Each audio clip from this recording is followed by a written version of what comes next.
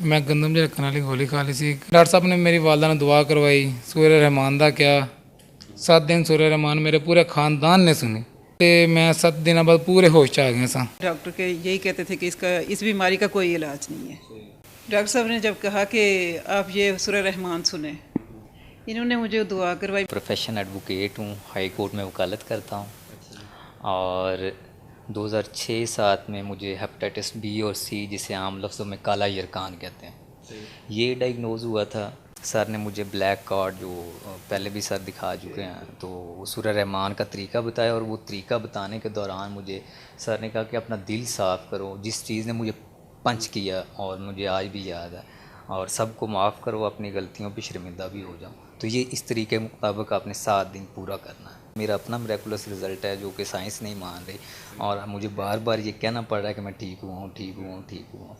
Weight gain, BP, यानी कि तरह तरह के पंक्रेटाइटिस, आई साइड वीक हो गई, यानी कि बहुत ही ज़्यादा मसले मसाइल शुरू हो गए थे। डिप्रेशन इससे बढ़ के था कि लगता था दुनिया ख़त्म हो गई है। फिर किसी ने बताया सूर्य रहमान का, तो सर के पास आए, सर ने दुआ का बताया, और जब फुल प्रोटोकॉल के साथ, जैसा कि इसका प्रोटोकॉल है कि दिल साफ़ करके, सबको माफ़ करके, अपने गुनाहों पे शर्मिंदा होके आप अल्लाह के सामने पेश करो, तो वो सेकंड के 1000वें हिस्से में अपना कर्म कर देता है। तो जब मैंने किया तो फिर मैंने एकदम जो सारी इतनी हाई पोटेंसी की मेडिसिन ले रही थी मैं छोड़ दी। तो छोड़ने के बाद यानी कि ये हुआ कि जो मैं एक इवन यहाँ तक हो गया था कि मैं कपड़े नहीं चेंज कर सकती थी, कंबल खींच के अपने ऊपर नहीं ले सकती थी, इतनी मेरी ये हड्डियों में पेन होती थी और पता नहीं क्या। वो ऑटोमेटिकली मुझे याद नहीं रहा कि सारी पेन किधर गई और कहाँ गायब हो गई। रोज़ाना तौर पे डॉक्टर्स हैरान थे कि विद इन 7 डेज़ मेरी रिकवरी होगी, कैसे बच गई कुछ समझ नहीं आई। यरकान हो गया था, इतनी उसकी रिपोर्ट सारी पड़ी हुई हैं, बगैर मेडिसिन के सिर्फ दवा करने के ऊपर वो भी ठीक हो गया। और मैं माइस्थीनिया ग्रेविस की पेशेंट थी, मस्कुलर डिस्ट्रॉफी जिसे कहते हैं, प्रॉक्सिमल मसल वीकनेस, यूँ कह लें कि मैं बेड रिडन थी। हर साल मेरा प्लाज्मा फ्रीजिस होता था, प्लाज्मा एक्सचेंज, वाइट सेल्स मेरे ख़राब हो जाते थे। मुझे हेपेटाइटिस सी भी हो गया। मुझे किसी ने कहा कि आप सर से मिलें और सर सूर्य रहमान से इलाज करते हैं, तो उन्होंने मुझे एक तो ये अल्टीमेट रेमेडी, ये मुझे यकीन ही नहीं था, मैं भी अकल के उसमें फंसी हुई थी। इतने धक्के खाने के बाद कि सब डॉक्टर्स ने तो जवाब दे दिया और क्योरेबल डिज़ीज़ है भी नहीं। तो जब मैं सर के पास आई, मेरी अच्छी खासी डिस्कशन भी हुई और मेरी आर्ग्यूमेंट्स भी हुए। मैं इस चीज़ को डिनाई कर रही थी कि नहीं, ये पॉसिबल नहीं है। तो जब मैंने सूर्य रहमान का सुना और वो दुआ का जो एट फर्स्ट डे था मेरा पहला दिन, तो मैंने वो सारा 3-4 घंटे जो इनके साथ गुजारे, तो उसमें सारा बार बार ये यानी अल्लाह वाली दुआ का बताया इन्होंने कि अल्लाह को प्यार से पुकारें, अनकंडीशनल लव है और पूरे दिल से सबको माफ़ करें। शायद मैं खुद से ही प्यार नहीं कर रही थी।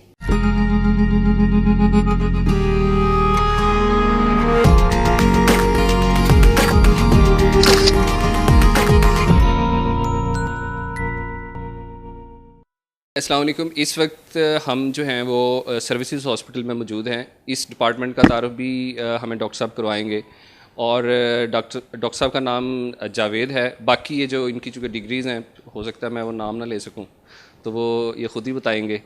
तो इनसे बात करते हैं। जी सर, अस्सलाम वालेकुम। वालेकुम अस्सलाम जी, क्या हाल है आपका? ठीक है, मेरा नाम डॉक्टर मोहम्मद जावेद अहमद है और मैं मेडिकल आईसीयू में एज ए कंसल्टेंट फिजिशियन काम कर रहा हूँ, सीनियर रजिस्ट्रार की पोस्ट पे। और इलामा इकबाल मेडिकल कॉलेज का मैं ग्रेजुएट हूँ 92 का।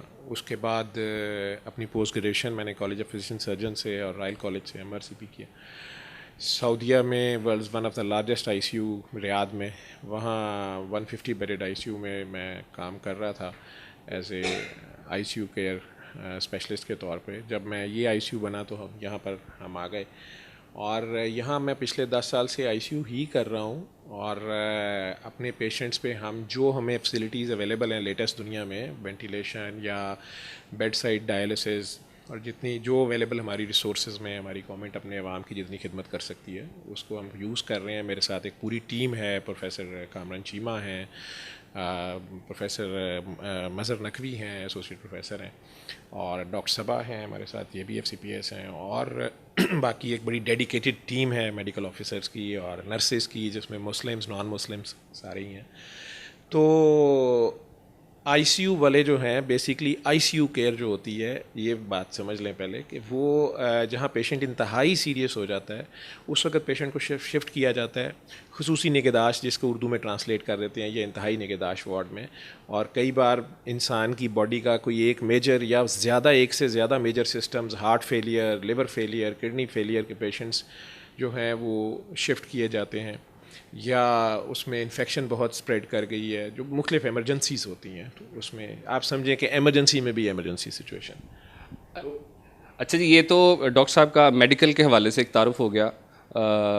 मेरा ख्याल बहुत लंबी इनकी यकीनन खिदमात की लिस्ट होगी, लेकिन हम जिस वजह से इस वक्त यहाँ पे मौजूद हैं वो एक ख़ास वजह है, और उसकी वजह ये है मतलब ये जो जितने भी सारे इन्होंने अपने प्रोफेशनल अपनी खिदमात बताई हैं, वो यकीनन दूसरे डॉक्टर्स भी और दूसरे हॉस्पिटल्स में ये काम हो रहा होगा, लेकिन यहाँ की और इनकी एक ख़ास बात ये है कि ये कुरान पाक में से एक सूरह रहमान को इन्होंने मुख्तस किया है। अभी तक की हमारी मालूमात के मुताबिक जो हमारे साथ जिन्होंने ये इंटरव्यू जो है वो कोऑर्डिनेट किया है, उन्होंने ये बताया है कि सूरह रहमान की कोई थेरेपी करते हैं और उसके बड़े जो है वो कामयाब रिज़ल्ट्स निकलते हैं, और उसको भी इन्होंने एक साइंटिफिक तरीके से इसको लेके चले हैं।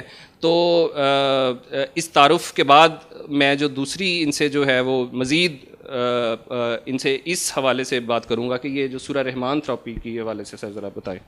जी, मैं उसमें यही कहूँगा, आप कह गए कि हमारी खिदमात नहीं, ये डॉक्टर्स के फ़राइज़ हैं, हकूक़ फ़राइज़, तो ये हमारे फ़राइज़ हैं, अपनी ड्यूटी दे रहे हैं।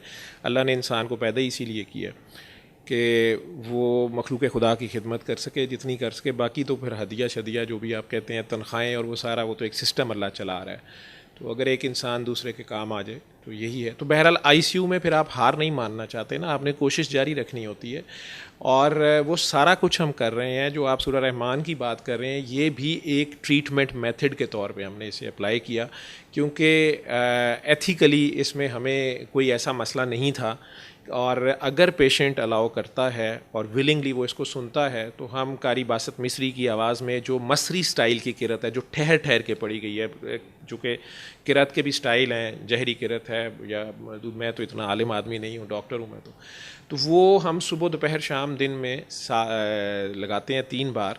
और मरीज़ अगर बेहोश है तो वो तो वैसे ही सुन रहा होता है, या उसके रिलेटिव अगर छोटा बच्चा हो तो उसके माँ बाप को पर्टिकुलर कहते हैं, और मरीज़ होश में भी हो तो उसे रिक्वेस्ट करते हैं, मुस्लिम हो या नॉन मुस्लिम हो, तो अगर वो विलिंगली सुनता है तो हमें इसके रिज़ल्ट्स जो हैं मेडिकली हम ऐसे देखें कि वो पेशेंट्स जहाँ हमारी पास भी फर्दर ऑप्शन नहीं थी, और जैसे आपने रिक्वेस्ट किया था, तो हमने अपने उन पेशेंट्स को जो विलिंगली अपना डाटा भी शो करने पे तैयार हैं, और वो उन बीमारियों के हैं जिनमें मेडिकल साइंस के पास फर्दर हल नहीं था। हम ये नहीं कह रहे कि ICU बंद कर दें, हॉस्पिटल्स बंद कर दें, मेडिकल एजुकेशन बंद। मैं आज भी डॉक्टरी कर रहा हूँ, या मैं कोई पर्सनल प्रमोशन नहीं कर रहा। इसमें सबसे खूबसूरत बात यह है कि ये मेरे पास आना या मेरे से करवाना ज़रूरी नहीं है, ये लोग अब खुद ठीक हो के आगे करा रहे हैं। तो वो कोई भी बंदा आगे बता दे, वो एक ट्रीटमेंट मेथड है कि उसको मरीज़ ने खुद ही आंखें बंद करके सुबह दोपहर शाम 7 दिन सुननी है। वो घर में बैठा सुन ले, किसी ICU में लगा दें आप, किसी वार्ड में लगा दें आप, आपकी बाकी कोई ट्रीटमेंट मेथड जो है वो उससे डिस्टर्ब नहीं होता,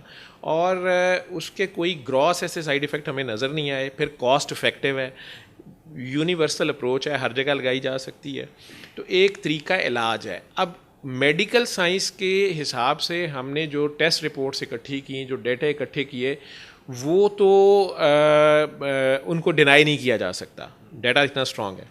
अब हमने आगे बॉल साइंसदानों के कोर्ट में फेंक दी है, और जर्मनी में एक डॉक्टर फवाद बुखारी हैं, PhD उन्होंने वहाँ से की है। यहाँ लम्स में डॉक्टर हैं तारिक साहब, उन्होंने अपनी बायोलॉजी लैब में सेल्स लेवल पे ये रिसर्च करना शुरू किया कि ये हो कैसे रहा है। ये अब साइंस के ज़ुम्मे है कि इसमें साउंड वेव्स की रेडिएशन है कोई, या कि कोई और सेल लेवल पे चेंज आ रही है। ये अब साइंस के ज़ुम्मे है, क्योंकि पेशेंट्स ठीक हो रहे हैं। जैसे गंदम की गोली का जो जहर है उसका इलाज ही नहीं है, और हमारे पास वो 100 में से 81% पेशेंट, जो मैं पहले भी कई बार दे चुका हूँ, जिसका आप सुन के भी आए हैं, वो कैसे ठीक हो रहे हैं, जबकि मेडिकल साइंस में उसका त्रियाक नहीं है, एंटीडोट नहीं है एल्यूमिनियम फास्फाइड का। तो एक पेशेंट, बल्कि मैंने बुलाया हुआ पहला पेशेंट, उसको ले भी सकते हैं, जो हमारे पास यहाँ का पहला पेशेंट था आज से 10 साल पहले। वो यही गोली खा के आया था, आप उससे इंटरव्यू कर लीजिएगा। और दिल रुक गया, हार्ट रुक गया, वेंटिलेटर पे पड़ गया, CPR हुआ, वो उसकी अपनी स्टोरी है। और आज वो माशाल्लाह शादीशुदा है, बच्चों का बाप है और आगे लोगों को खुद बता रहा है। तो ये वो तरीका इलाज है जो हम फ्री ऑफ कॉस्ट, बग़ैर किसी पीर साहब के, किसी के गोडे गिटों को हाथ लगाए, किसी से इजाज़त लिए, किसी के बैत किए, हम फ्री ऑफ कॉस्ट इसे बता रहे हैं। सर आपको मतलब ये कहाँ से ये तरीका, कैसे आपने ड्राइव किया इसको कि सूरह रहमान ही क्यों, और कैसे कोई ख्याल आया, किसी ने बताया, कहीं से पढ़ा, ये कैसे मतलब ये सारी आपको बात पता चली? बैसियत मुसलमान के तो वैसे तो हम सारों का ईमान है कि कुरान का हर्फ हर्फ शिफा है, और दम भी किया जाता है और लोग ख़ुद भी पढ़ लेते हैं, पानी भी पीते हैं, सारा वो सारी बातें बैसियत मुसलमान के मैं भी मानता था। सरकार दो आलम के दौर की हदीस और रवायात भी थी कि उन्होंने ख़ुद भी दम किया या उनके लुआब दहन से भी मरीज़ ठीक हुआ। लेकिन मेडिकल साइंस तो ज़रा और तरह चलती है। तो मैं ICU में ख़ुद भी अल्लाह से दुआ करता था, जब से डॉक्टर बना था मेरी एक दुआ थी कि या अल्लाह मेरा इल्म इतना नहीं है तो कोई मेरी कम इल्मी से मर ना जाए। तो मुझे पता नहीं, हर मरीज़ जब ICU में डेथ होती थी एमरजेंसी में, मैंने इसी हॉस्पिटल से स्टार्ट किया था 92 में, तो एक तो मैं बात का बड़ा ध्यान करता था कि उससे भी 10 साल पहले 81 में मेरे वालिद जो थे वो इसी हॉस्पिटल में डॉक्टर से गलती हो गई, किसी और की रिपोर्ट थी, उस पर उनका इलाज हो गया गलत, बस बहरहाल वो उनकी डेथ हो गई। बस professor of English government college Lahore में। तो वो मेंटल ट्रॉमा आप कह सकते हैं एक बच्चे के माइंड में, उस वक्त मैट्रिक में था, I think I was hardly 14। तो वो एक माइंड में था। मैं डॉक्टर शायद बनना ही नहीं चाहता था, हॉस्पिटल्स को मैं पसंद ही नहीं करता था, आना ही नहीं चाहता था। लेकिन मेरी वालदा ने ज़िद करके मुझे डॉक्टर बनाया। फिर मैंने चोरी चोरी, प्रोफेसर गदई साहब मेरे उस्ताद थे, अल्लाह उन्हें नसीब करे, प्रिंसिपल थे, उनसे चोरी मैंने ओथ भी नहीं लिया। और इसलिए नहीं लिया कि मैं अभी अल्लाह से वादा कर लूँ, ये नहीं कि मैं हाजी नमाजी था नहीं, लेकिन एक अपने अंदर एक खौफ था कि मैं ओथ लूँगा और मैं कर नहीं सकूँगा। मैं कोई अच्छा स्टूडेंट नहीं था, मैंने शौक़ से पढ़ा नहीं था, कोई बहुत लायक फ़ायक नहीं था। मैं ये समझता था कि 100% मेडिसिन आनी चाहिए, अदरवाइज़ तो किसी ज़रा सी भी गलती से मरीज़ मर जाएगा। तो अल्लाह ने मुझे फंसाई, ICU और मेडिसिन में लिया। और इत्तेफाक हॉस्पिटल में मैंने कोई 10-11 साल ICU ही किया। पहले यहाँ से भी प्रोफेसर इशफाक खान थे हार्ट के, वो फौत हो गए, मेरे टीचर उस्ताद थे। और प्रोफेसर TA शाह साहब फौत हो गए हैं सर्जरी के, और प्रोफेसर गदेरी साहब। तो इन लोगों के साथ मैंने काम किया। लेकिन जब किसी पेशेंट की डेथ होती थी तो मैं पता नहीं क्यों अपने आप में एक खौफ और डर और गिल्ट में रहता था कि शायद मेरे किसी इल्म की कमी की वजह से तो नहीं मरीज़ मर गया। तो शायद मेरी ये सोच थी ये कि मेडिकल साइंस से मरीज़ मरना ही नहीं चाहिए। अब जब मैं डॉक्टर जो बन गया हूँ तो मरीज़ मर भी जाता था। तो उस वक़्त अल्लाह से दुआएं ये ज़रूर करता था कि तूने हर मर्ज़ की शिफा नाजिल की है, तो वो मुझे बता दे, मैं मुफ्त बांटूंगा। ये मैंने अल्लाह से बड़े वादे किए हुए थे और अपने अंदर ही वादे थे। तो फिर जमज़म भी मरीज़ों को मैंने ICU में पिलाया। मेरी वालदा हज पे गई, मैंने उनसे स्पेसिफिकली मंगवाया 97 में। तो उस वक्त मैं इत्तेफाक हॉस्पिटल ICU में होता था। प्रोफेसर मौज़म बेग मिर्ज़ा और प्रोफेसर यूनुस शेख, अल्लाह उन्हें जन्नत नसीब करे, ये लोग मेरे साथ होते थे। तो उन्होंने मुझे फ्री हैंड दिया हुआ था। I was a registrar at that time, post graduation अपनी कर रहा था, ट्रेनिंग कर रहा था। तो ICU में जैसे भी मैं काम करता था, लोग उस वक्त भी मुझे शायद मेरे बारे में ये भी कहते थे, तारीफ़ में तो ये कहते थे कि डॉक्टर जावेद की ड्यूटी में इज़राइल नहीं आता। हालांकि आता था, लेकिन मुझे बड़ी कोफ्त होती थी जब एक पेशेंट मैं समझता था कि इसको नहीं मरना चाहिए और वो मर जाता था। तो वो तलाश थी उस इलाज की। तो अल्लाह मियाँ से ये गुफ्तगू मेरी अपने अंदर थी कि हर मर्ज़ की शिफा नाजिल की है तो कहाँ है, तो मुझे दे दे। और अपनी तरफ से उन्हें वादे करता था कि मैं फ्री बांटूँगा। अब ये फेथ भी शामिल हो गया और साइंस भी हो गई। लेकिन 99-2000 ईयर कुछ कह लें कि वैसा था कि बहरहाल it was a bad incidence. वो कह लें हमारे मेडिकल साइंस में ऐसा हो जाता है, थिएटर में ऑपरेट करते हो जाता है, ICUs में हो जाता है। तो वो एक मरीज़ा थी, अल्लाह उन्हें जन्नत नसीब करे। तो वो उनका लाइफस्टाइल जैसा भी था, वो शायद नहीं, यकीनन वो ड्रग्स भी इंजेक्ट करती थी और एलीट क्लास की वो सेक्स वर्कर थी। तो वो तो हमें बाद में पता चला। तो वो जिस हालत में वो आई, she was in full blown AIDS उसे कहते हैं। तो उसकी वजह से उन्हें न्यूमोसिस्टिस, एक निमोनिया होता है PCP, उस सिचुएशन में थी। उन्हें ऑक्सीजन की शदीद कमी थी, कंफ्यूज थी, रेस्टलेस थी शदीद, और टीके लगा के उन्होंने अपनी वेन्स उड़ा ली हुई थी। तो ICU में जब वो लैंड की तो वो शॉक में थी। और हमारे पास उस वक़्त उसको बेहोश करके वेंटिलेटर पे डालने के लिए जो भी हम कर रहे थे वो नहीं कर पा रहे थे। मुझे याद है डॉक्टर जावेद इकबाल, अल्लाह उन्हें भी जन्नत नसीब करे, मेरा जूनियर भी था, मेरा दोस्त था, बड़ा अच्छा डॉक्टर था, वो मेरे साथ था। और शाजिया इकराम एक स्टाफ थी आईसीयू की, सीनियर स्टाफ थी, वो मेरे साथ थी। बहरहाल मैं उसको सेंट्रल लाइन यहाँ से डाल रहा था, उसके हाथ शाथ बांध के हम या कोशिश करके। तो उसमें जब मैंने वो नीडल डाल ली और मैं वो थ्रेड कर रहा था अंदर सेंट्रल कैथीटर को, तो वो नीडल मेरे लग गई। नर्स ने वो सैंपल अपनी तरफ से जल्दी से उठाया कि ये जो ब्लड सैंपल है इसको हम जल्दी से इसको भी यूज़ कर लें, जो मैंने सेंट्रल लाइन डालते हुए ब्लड ड्रॉ किया था। वो नीडल उनके हाथ में थी, तो पेशेंट ने उतनी देर में हाथ उठा के और वो उसके ऊपर शायद हमला किया या उसे थप्पड़ शायद वो मारने लगी थी।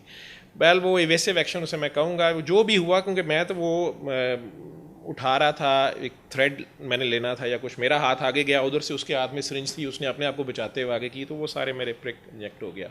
जो आज मैं इतनी दिलेरी अब मेरे में है आफ्टर मे बी कि ये 98 का इवेंट है और मैं 20 साल बाद शायद अब ज़रा धड़ल्ले से बता रहा हूँ, क्योंकि अब मेरे सारे टेस्ट नेगेटिव हैं। लेकिन वो जब मुझे पता चला उस प्रिक के बाद कि उन्हें हेपेटाइटिस बी, हेपेटाइटिस सी और HIV पॉजिटिव था, तो वो जिस तरह भी फिर मैंने अगला साल 2 साल अपनी ज़िंदगी गुजारी, जिस किसी को ना मैं बताता था, वो 2-3 लोगों को पता था। एक कंसल्टेंट यूनुस शेख जिनसे मैंने शेयर किया उस वक्त, वो भी उन्हीं का पेशेंट था, और उनको बताया कि सर ऐसे हो गया है। लेकिन मेडिकल साइंस वहाँ पे माजरत खा थी, क्योंकि किसी के पास कोई आंसर नहीं था। ठीक है, इन लेटेस्ट लिटरेचर भी और सारा कुछ, तो जो उस वक्त की मेजर्स अवेलेबल थी फौरी, बी वायरस के अगेंस्ट मैंने वैक्सीन मैं कर सकता था, वो हो गई। लेकिन even then within a year और ईयर एंड अ हाफ मेरे ये तीनों पॉजिटिव हो गए थे, और मैं आलमोस्ट, मुझे याद है 18 to 20 kg वेट लूज़ कर चुका था। वाइफ मेरी परेशान थी कि इस बंदे को हो क्या गया है, मेरे घर वाले परेशान थे कि ये क्यों ऐसा हो गया। तब ये जिनका मैंने नाम लिया है, ये वो एक ड्रामेटिक सा सीन था। बहरहाल जहाँ भी मैं मिला, वो बादशाही मस्जिद के पास एक बदनामे ज़माना जगह है, तो मैं तो अपनी तरफ से, मेरे जहन में आया कि शायद मैंने उस औरत को उस वक़्त उससे नफ़रत, गुस्सा किया था कि वो प्रॉस्टिट्यूट है और उसने ऐसे कर दिया, उसकी वजह से मुझे भी हो गया है। लेकिन अब 2 सालों में मेरी वो फ़िरौनियत और मेरे अंदर जो कुछ भी था वो भी जा चुका था, पारसाई का जोम भी जा चुका था, मौत सामने नज़र आ रही थी। तो उन औरतों से भी हमदर्दी हो रही थी कि उनका भी क्या कसूर है, या वो बेचारी पता नहीं क्या लाइफ गुजार रही थी। तो किसी ने कहा जी ऐसे लोगों की खिदमत करो कि किसी की दुआ ले लो। तो मैं तो शायद वहाँ किसी इस चक्कर में गया था, क्योंकि ये पैसे तो अब बेवकत, मतलब इनकी कोई वक़्त नहीं थी। तो वहाँ पर वो साहब ने अचानक मेरे पास, यानी उन्होंने यूँ ही समझ लें जैसे बसों में नहीं वो चूरन बेचते, तो उन्होंने अचानक ये नारा सा मारा। वो सड़क पे खड़े थे, वहाँ बग्गियाँ होती हैं उस जगह पे, मुझे पता है, वो डबल रोड सी बनती, टांगे वगैरह खड़े हैं। तो वहाँ ऊंची आवाज़ में उन्होंने नारा मारा कि कुरान शिफा है, शिफा मिल जाने वाला है। मैंने कहा कि कोई ड्रामा बाज फ्रॉड कोई है, लेकिन उन्होंने दोबारा यही नारा मारा और पर्टिकुलरली मुझे कहा, आए पागल डॉक्टर। तो अब मुझे इस चीज़ में बड़ा मसला हुआ कि इन्हें कैसे पता कि मैं डॉक्टर हूँ, और इसने मुझे पागल क्यों कहा। थोड़ा मुझे गुस्सा भी चढ़ा। और 10 साल से जो तू उससे दुआ मांगता है उसका यही शिफा है और यही जवाब है। अब ये 10 साल से जो मेरी दुआ थी अल्लाह से, वो तो सिर्फ मेरे और मेरे अल्लाह के दरमियान थी। तो ये 2 चीज़ें ऐसी थीं जिसने मुझे उस इंसान के साथ इंटरेक्ट करने पे मजबूर कर दिया। मैंने ज़िंदगी से तो पहले ही तंग था, तो मैंने ज़रा उन्हें औखे होके कह दिया कि आप क्या तमाशा लगा रहे हैं और क्या मतलब है आपका। तो ये छोटा सा कार्ड जो सूरह रहमान का मैसेज शायद आपने भी देखा होगा, ब्लैक कार्ड, ये उन्होंने मेरे हाथ में पकड़ा दिया। मैंने कहा आपका क्या नाम है? तो उन्होंने कहा कि नाम जिसका रहेगा वही लिखा है। तो उसके ऊपर बड़ा सा अल रहमान लिखा हुआ था। तो मैंने वो पढ़ा, वो बड़ा एक कार्ड शायद यहाँ होगा, मेरे पास भी होता है वो, बड़ा वो, मैंने तो आपको कहा ना कि बिल्कुल एक ऐसा स्टाइल था जैसे वो बच्चों में ठेले लगाने वालों की होती है। ये इस पे दोनों तरफ इंग्लिश उर्दू में अल रहमान था। कौन कहता है दुनिया में किसी बदबख्ती, उलझन, मुसीबत या नौसत का इलाज नहीं, कुरान पाक शिफा है, शिफा मिन जानिब अल्लाह है। ये जो फ़िक्रा जिसको वो बार बार रिपीट कर रहे थे, कुरान शिफा है, शिफा मिन जानिब अल्लाह है, कुरान मिन जाने बल्ला है, शिफा मिन जाने बल्ला है, वो इसको बार बार ट्विस्ट कर रहे थे। तो मेरे दिमाग में वो बात मैं समझ तो नहीं पा रहा था, कंफ्यूज हो रहा था कि क्या कर रहे हैं। बल्कि जब वो कहते थे कि कुरान मिन जाने बल्ला है तो मैं कहता शिफा मिन जाने बल्ला है, कि ये शायद फ़िक्रा गलत बोल गए या आगे। तो फिर वो कहते थे शिफा मिन जाने बल्ला है, कुरान मिन जाने बल्ला है, कुरान शिफा है, शिफा मिन जाने बल्ला है। तो मुझे हुआ कि हाँ ठीक है, इसमें क्या बात है। लेकिन ये जो चीज़ लिखी थी कि वो लोग जो किसी भी जिस्मानी रूहानी उलझन या ज़हनी कर्म में मुब्तला हैं, काला जादू या जन्नात से निजात चाहते हैं, मैं एज ए डॉक्टर हंस रहा था इन बातों पे, I don't believe in these things. तो वो सुबह दोपहर शाम आंखें बंद करके कारी अब्दुल बासित की आवाज़ में तलावत सूरत रहमान बगैर तर्जमे के 7 दिन मुतवातर सुने, और हर दफ़ा सुनने के बाद आधा गिलास पानी आंखें बंद करके 3 बार दिल में अल्लाह अल्लाह अल्लाह कह के 3 घूंट में पानी भी पी लें। और नीचे एक वेबसाइट लिखी हुई थी alrahman.com। इधर इंग्लिश में और अजीबोगरीब था, मस्त मस्त healers present the ultimate remedy. As a doctor अब मुझे अल्टीमेट पे भी बड़ा मसला था, ठीक है, क्योंकि हमारे से अल्टीमेट कैसे कुछ हो सकता है। तो उधर भी यही मैसेज था, ऑल दो सफरिंग फ्रॉम दिस लिसन सूरा Rahman in the voice of कारी बासित विद क्लोज आइज। ये उन्होंने मेरे हाथ में पकड़ा, जी बिल्कुल ये उसी की कापी है। तो ये ही अब मैं बांटता हूँ, क्योंकि मैंने ओथ वहाँ नहीं लिया, मैंने पोस्ट ग्रेजुएशन की, मैंने वहाँ भी ओथ नहीं लिया, और बस बाद में डॉक में डिग्री वसूल कर ली, क्योंकि बहरहाल वो ओथ से मुझे डर लगता था। लेकिन वो बाबा जी वहाँ चालाकी कर गए।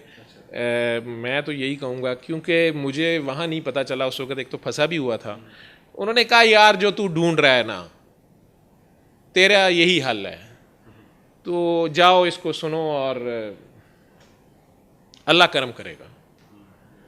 तो मैंने इवन उनके साथ फिर मेरा ख्याल था कि अब ये पैसे मांगेंगे कुछ या कुछ कहेंगे, तो या मेरा नंबर मांगेंगे या कुछ, तो मैंने कहा करम अल्लाह ही करता है और किसने करना है।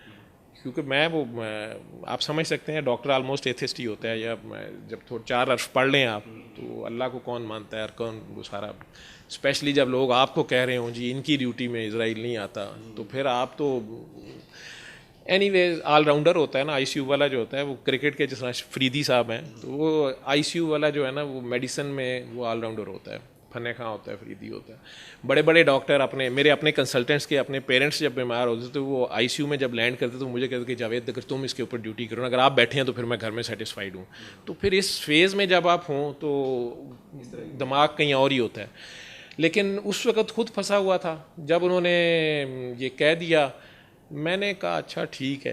तो उन्होंने कहा कि मैंने जब देखा वो अब लिफ्ट नहीं करा रहे, कुछ मांगा भी नहीं, कुछ नहीं, तो मैंने कह दिया जी इसका हदिया, कि शायद कोई हदिया देना ही होगा ना, ये सारा फ्रॉड या जो भी है ये क्या कर रहे हैं। तो उन्होंने थोड़ी देर मुझे ऐसे करके देखा, तो कहते हैं कि ज़ुबान की ज़कात दोगे? अब ज़ुबान की ज़कात दोगे, मैंने कहा जी मैं समझा नहीं। कहते हैं जब तुम शिफा याब हो जाओगे, अभी तो तुम नहीं मानोगे, तो जब तुम ठीक हो जाओगे, तो मैंने पहली बार कहा कि रिपोर्टें भी नेगेटिव होंगी मेरी। तो उन्होंने कहा कि रिपोर्टें भी, तुम लोगों ने तो रिपोर्टें ही माननी है ना काका बाबा, और तुझे मैं 10 औरों की रिपोर्टें दिखा दूंगा ना। अब मेरे से लोग मांगते हैं ना रिपोर्टें, तो मैं उन्हें भी कहता हूँ कि मेरी रिपोर्टें से भी आपने नहीं मानना। जिसने नहीं मानना ना, पत्थर भी बोल पड़े, चांद भी शक हो जाए, वो नहीं मानता। हाँ, उसकी अपनी रिपोर्टें जब नेगेटिव होती हैं ना, वो फिर मानता है। रूहानियत है भी सेल्फ एक्सपेरिमेंट का नाम है, ये हड बीती का नाम है। जब तक ये आपके ऊपर ना गुजरे, सुनी सुनाई कहाँ मानता है बंदा। तो उन्होंने कहा कि ये इसकी फ़ीस ये है कि तुम ठीक हो जाओगे तो इसको आगे बता देना। बता दोगे?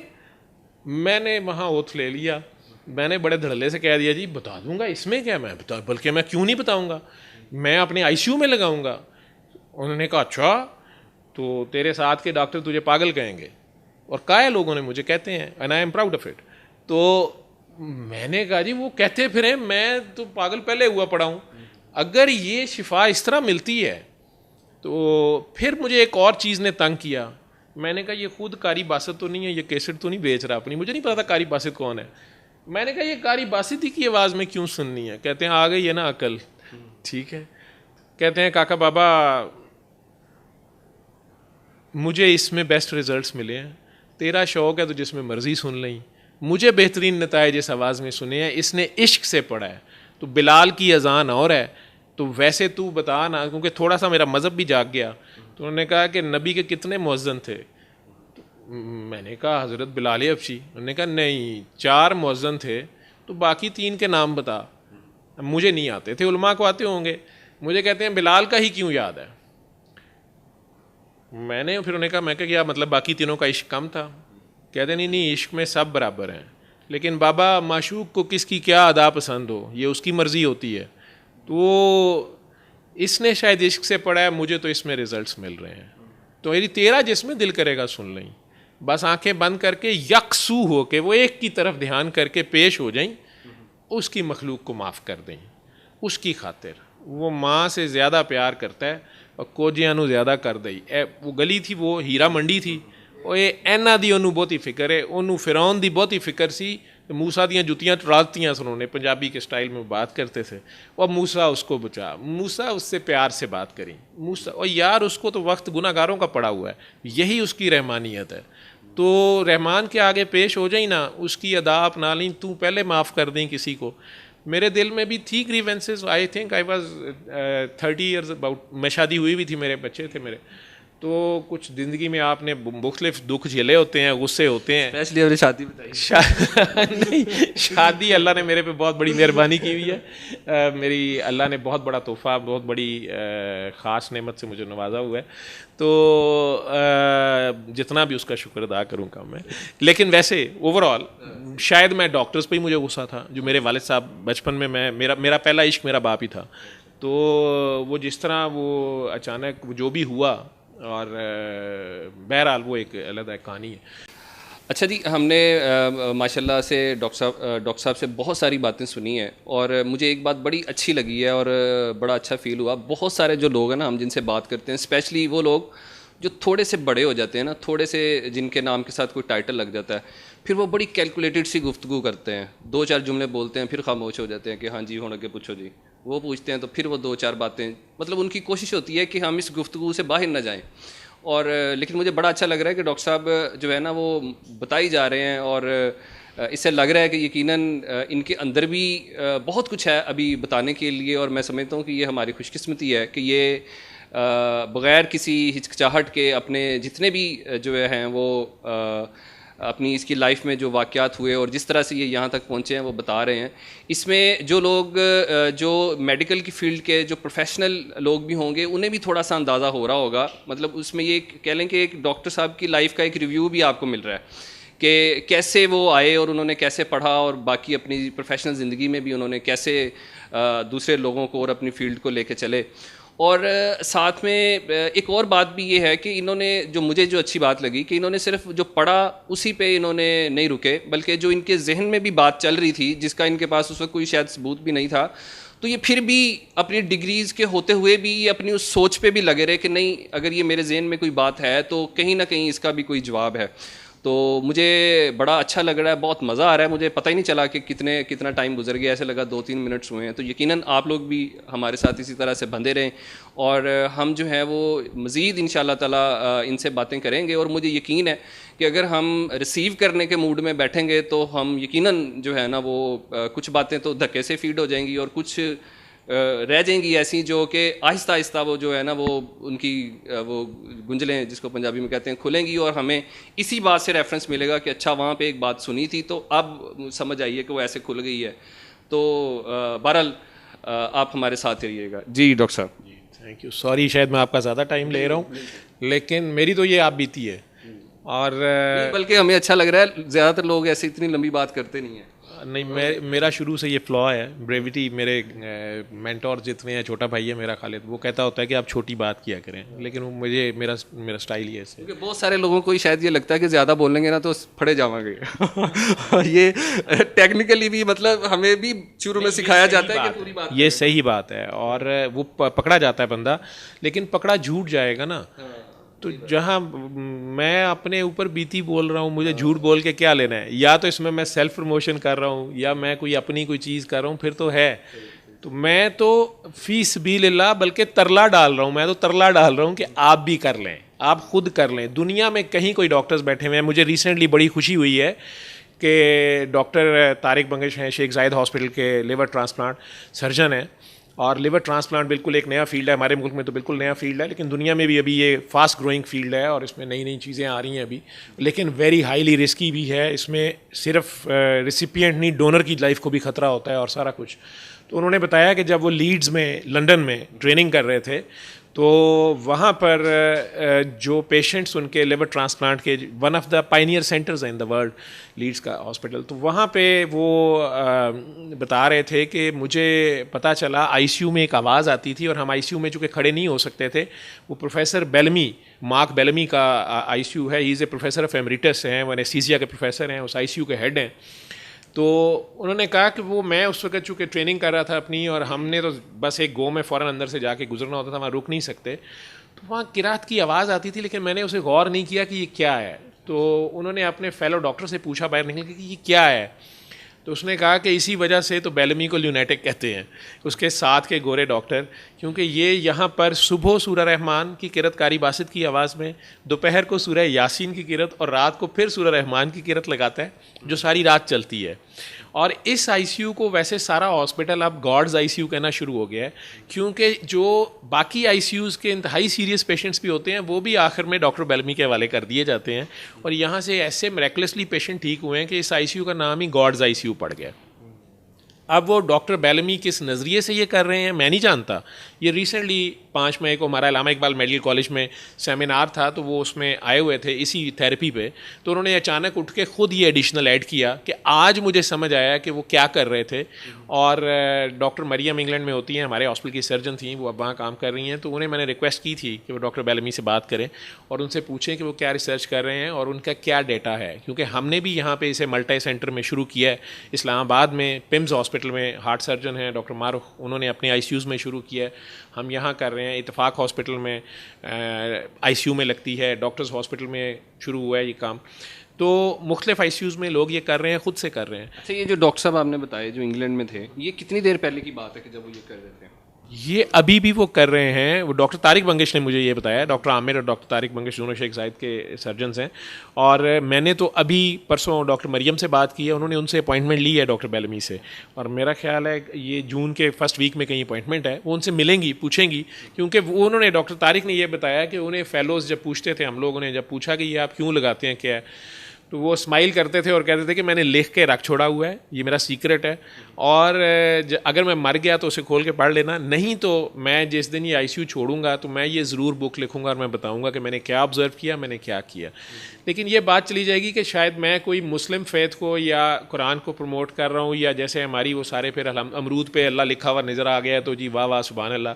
तो मैं ये मेथड बता रहा हूँ, मैं रिलीजन नहीं बता रहा। मेरे साथ जो नॉन मुस्लिम क्रिश्चियन नर्सिस काम करते हैं वो ख़ुद बड़ी ईमानदारी से, बल्कि बड़े शौक़ से, उन्होंने अपने पेशेंट्स ठीक होते देखे हैं, इन्हीं पेशेंट्स को ठीक होते देखा है जो बहुत सीरियस थे, वो दूसरी आईसीयूज़ में भी काम कर चुके हैं, वो ख़ुद सूरह रहमान बड़े टाइम पे लगाते हैं, इसके बारे में कन्विंस करते हैं। और अभी मेरे पास एक पेशेंट आया हुआ है जो सऊदीया से डिपोर्ट शायद किया गया है, उन्होंने महीना उसे शायद कहीं मेंटल हॉस्पिटल में रखा कि शायद ये पागल हो गया, ही इज़ अ क्रिश्चियन, और वो उसकी कार्बन डाइऑक्साइड रिटेन होती है, बहुत मोटा है, तो टाइप 2 रेस्पिरेटरी फेलियर उसे कहते हैं। वो उस हालत में भी चीखी जा रहा था जब आया है कि सूरह रहमान लगा दो, एंड नोबडी वाज अंडरस्टैंडिंग कि ये क्या कह रहा है। फिर मैं उनसे मिला हूँ, अब वो होश में हैं, तो वो कुछ पढ़ते जा रहे थे, मैंने हंस के कहा आप दुरूद शरीफ पढ़ें, बंद कर दें, तो उन्होंने कहा कि इसके अलावा दुनिया में रखा क्या है।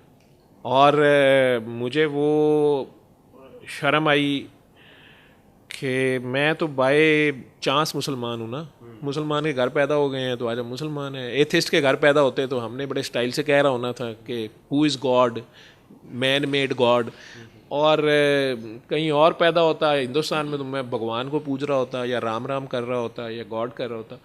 वो बाय चॉइस, अगर जो उन्होंने डिक्लेयर नहीं किया, मैंने नहीं उनसे पूछा उनके फेथ को क्वेश्चन नहीं, मेरा तो पेशेंट है वो, मैं तो वैसे प्यार से उनसे बात कर रहा था, तो जितने प्यार से वो पढ़ते हैं, सरकार का नाम लेते हैं, तो मुझे तो शर्म आ जाती है, हमें तो नाम भी नहीं लेना आता।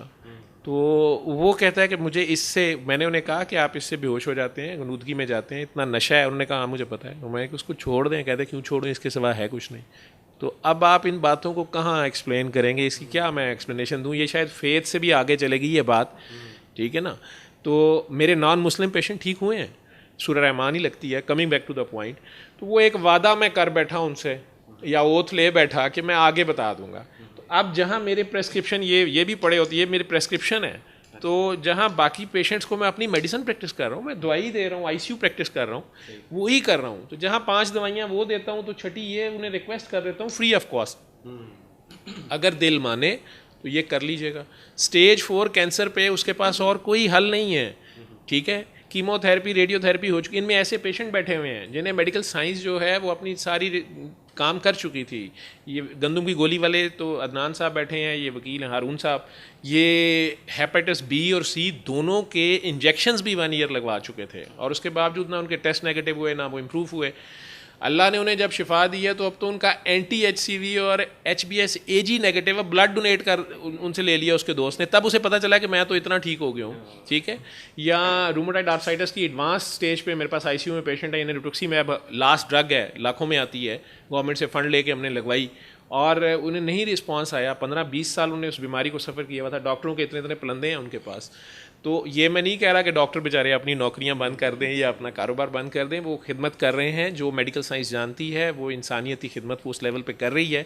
लेकिन जहां मेडिकल साइंस ना करती है वहां मायूस हो जाता है इंसान फ़ौरन, और मेरा ख्याल है मायूसी कुफर है और वो मर जाता है मरने से पहले। मैंने ये अपने ऊपर देखा हुआ है ना, मैंने वो सुनी, मुझे अल्लाह ने शिफा दी, टेस्ट भी नेगेटिव हुए, मैं वापस come back to the life हुआ। लेकिन ये ज़रूर है कि मैंने डे 1 से ही जाके अपने ICU में, उस वक्त इत्फाक हॉस्पिटल में था, और मैंने ये लगाना शुरू कर दी थी। और मेरे साथ कई कोलीग्स ने एतराज़ भी किया, मजाक भी उड़ाए। लिवर के एक डॉक्टर साहब होते थे, उन्होंने कहा जी बाकी दुनिया के ICUs में मरीज़ सूरह रहमान से ठीक होते हैं, लेकिन जो स्टैटिस्टिकली डिफरेंस आना शुरू हुआ, हमारा मॉर्टेलिटी रेट नीचे गया, हमारा मरीज़ जल्दी क्योर करना शुरू हुआ, और स्पेशली उस स्टेज पे जहाँ हमारे पास कोई हल नहीं होता था वहाँ ड्रामेटिकली ठीक होना शुरू हुए, तो हमारा इसमें कॉस्ट कोई नहीं आ रही है ना।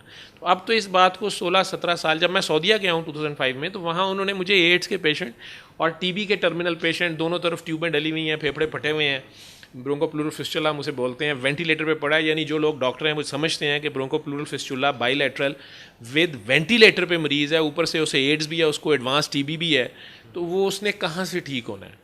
तो डॉक्टर अदीबा मेरे साथ होती थी, तो वो अदीबा नशमी सऊदी थी, तो उन्होंने चेस्ट हॉस्पिटल ICU में उन्होंने चैलेंज में वो 2 पेशेंट आइसोलेशन रूम्स में कि इन पे सुनाओ और अगर ये ठीक होंगे तो फिर मैं देखूंगी।